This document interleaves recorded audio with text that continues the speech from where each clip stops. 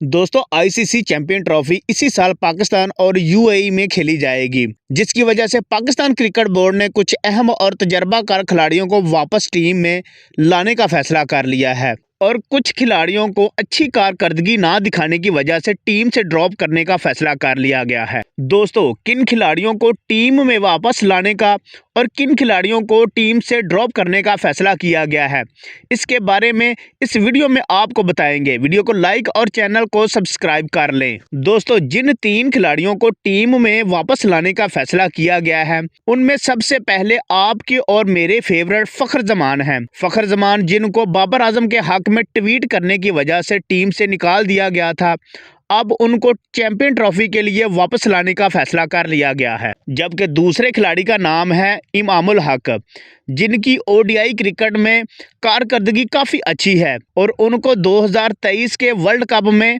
नाकस कारकर्दगी की वजह से टीम से ड्रॉप कर दिया गया था, लेकिन अब 1 से 1.5 साल बाद उनको दोबारा आईसीसी चैंपियन ट्रॉफी के लिए टीम में शामिल कर लिया गया है। दोस्तों, तीसरे खिलाड़ी का नाम है शादाब खान। 2023 के वर्ल्ड कप में नाकस कारकर्दगी की वजह से टीम से ड्रॉप कर दिया गया था, लेकिन अब उनकी दोबारा वापसी हुई है और इनकी जगह पर जिन खिलाड़ियों को टीम से ड्रॉप किया जाएगा, उनमें उस्मान खान, अरफानुल्लाह खान न्याजी और कामरान गुलाम हो सकते हैं।